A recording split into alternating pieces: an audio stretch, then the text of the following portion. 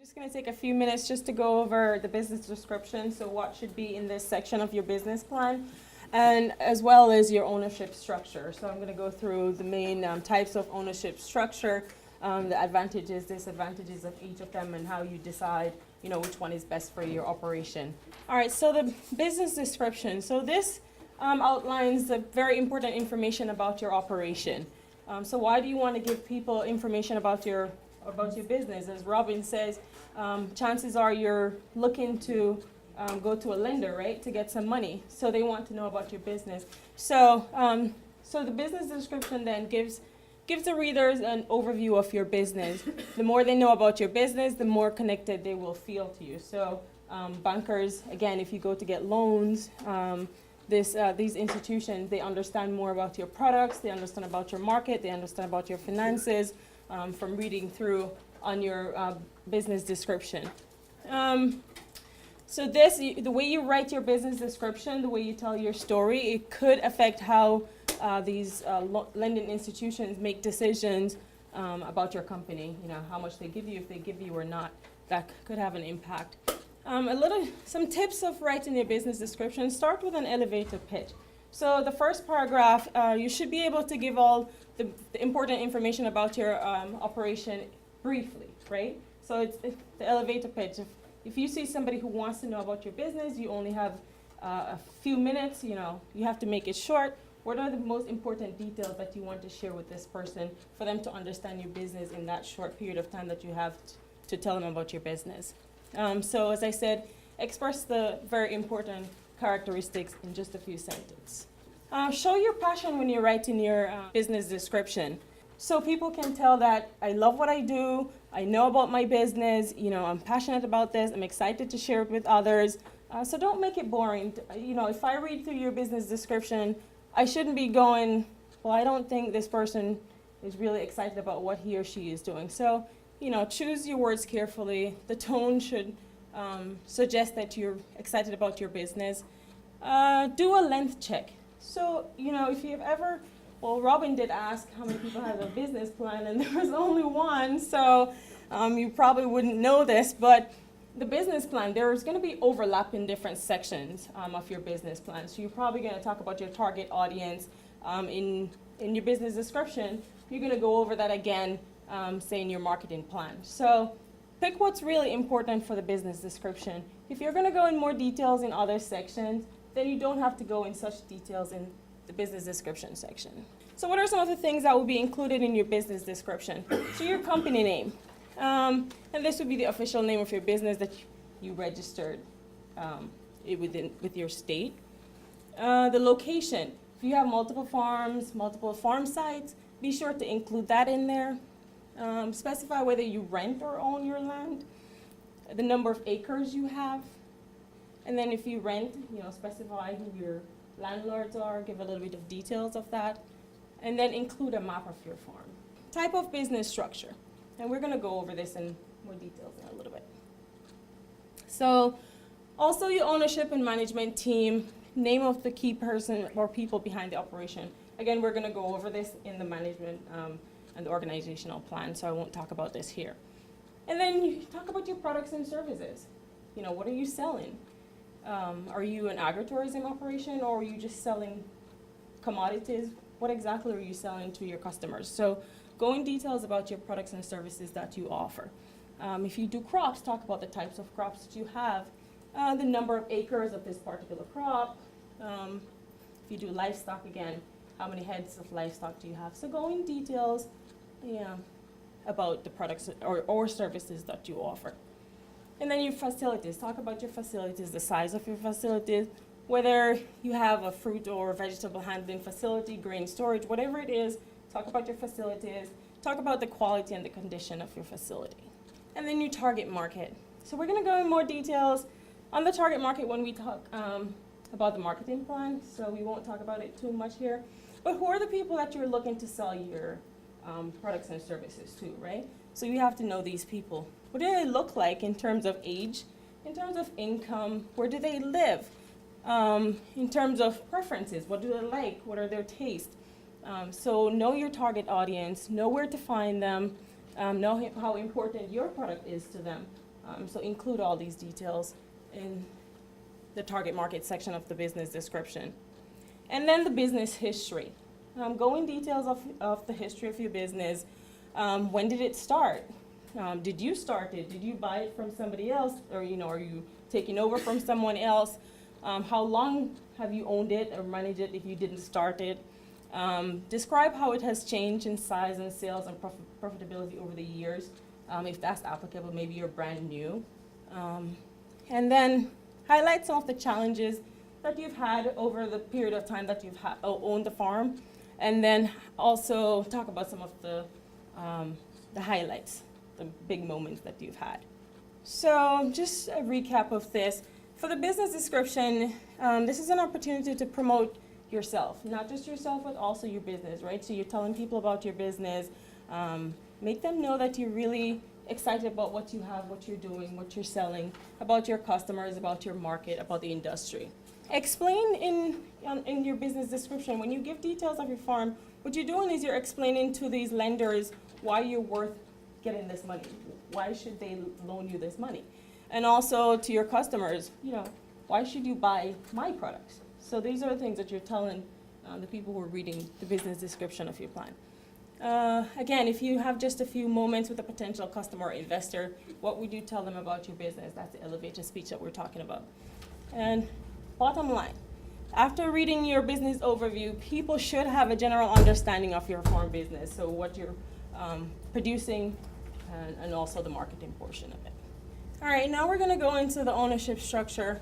Again, I'm not an expert in this, so please, if you're not an expert as well, seek legal assistance or contact your state offices that will be able to assist you. I do have a website up here if you're that will give you all the details that you need in starting a business or going over the ownership structure. All that information you'll be able to find on this website. So if you need more information, please visit the site. There are different factors that you need to consider when deciding what business form is right for your for your operation. You're thinking about, how much money do I have? Do I have enough to start this operation on my own? Then you probably will choose. There are other factors, but if you're only considering this, then probably you'll be a sole proprietor. If you're not starting the business alone, if you already know I'm going into this with somebody else, then it's not a sole proprietor business now, right? It becomes a partnership or something else. So consider, how much money do I have? How many owners are going to be a part of this operation? The formalities and expenses involved in establishing and maintaining the various business structure. Some are cheaper than others, some takes more time, more paperwork to do. So those are things that you're going to consider when deciding what's right, what business form is right for you. And again, think about the potential risk and liabilities, because most of these structures, you're going to be personally liable for your business. So sole proprietorship is owned and operated by a single individual. It is the simplest and most common business structure that's used in the US at least. And there's no distinction between your business and you, the owner.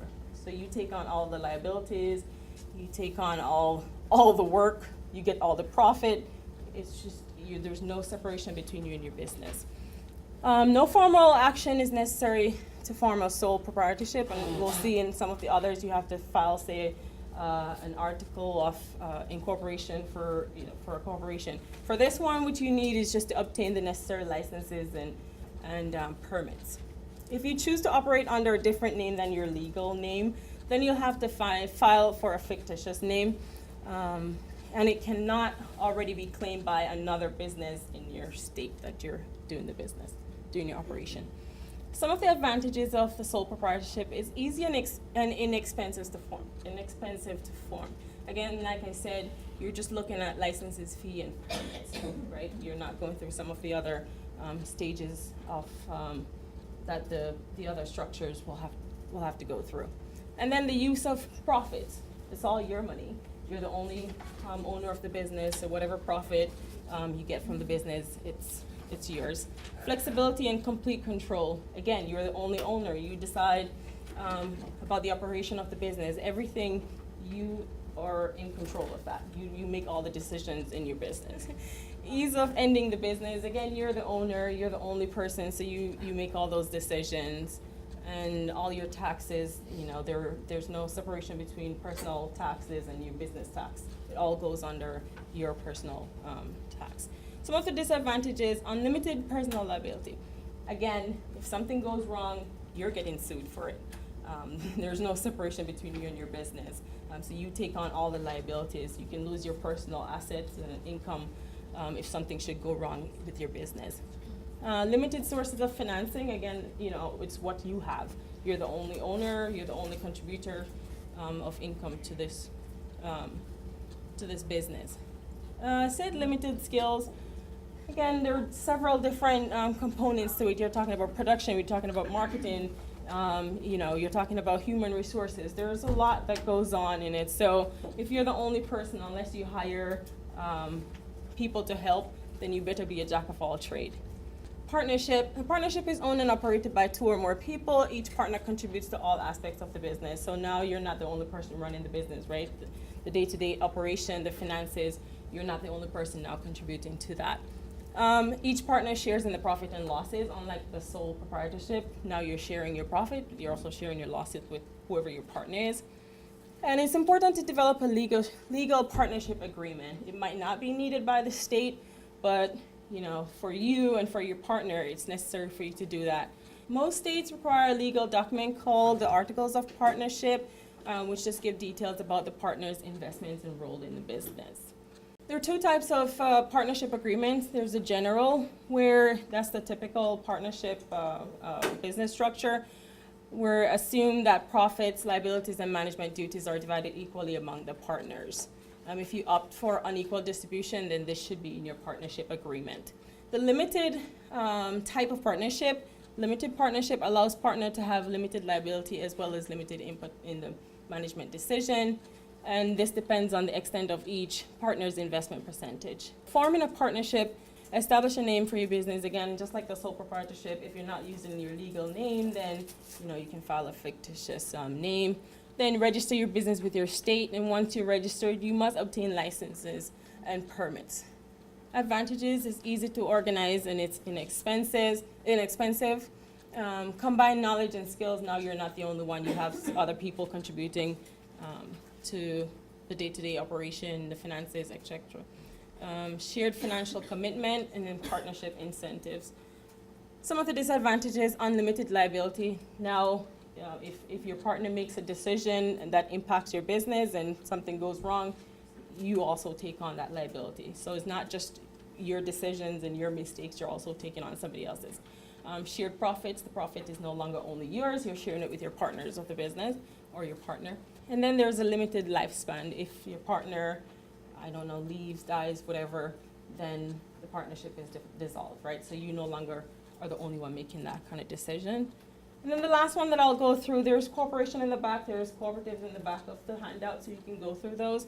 But this, the limited liability company, it's a hybrid type of legal structure that provides the limited liability features of a corporation and the tax efficiencies and operational flexibilities of partnerships. And the owners are referred to as members. Again, LLCs are not taxed as separate business entities, so all these taxes are passed through to the members.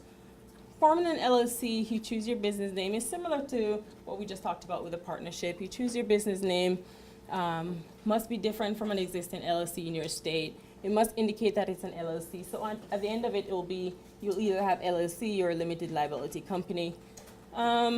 You must file the Articles of Organization, and this is just a document that has like your business name, address, the name of its members, etc.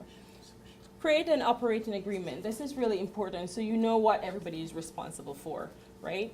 This cut down on the disagreement, because then we have a legal document that says this is what you're responsible for. Then you obtain your licenses and permits, and some states require that you announce your business afterwards, put it in the paper, whatever. I'm not sure what New Jersey does with that. You can check that website that we put up at the very beginning. Again, as I said, the taxes are not separate from your personal taxes that you do. So some of the advantages of the limited liability company: again, the limited liability. This is the nice part where your personal assets are no longer affected if something should go wrong with the business decisions. Sharing of profits, fewer restriction on profit sharing. Unlike the partnership is not equal, you can decide how you want to share the profits. And then some of the disadvantages, limited life of the business. When a member leaves, the business is dissolved. However, you can include provisions in the operating agreement how you want to deal with this. And as I said before, we have the corporation and the cooperatives at the end.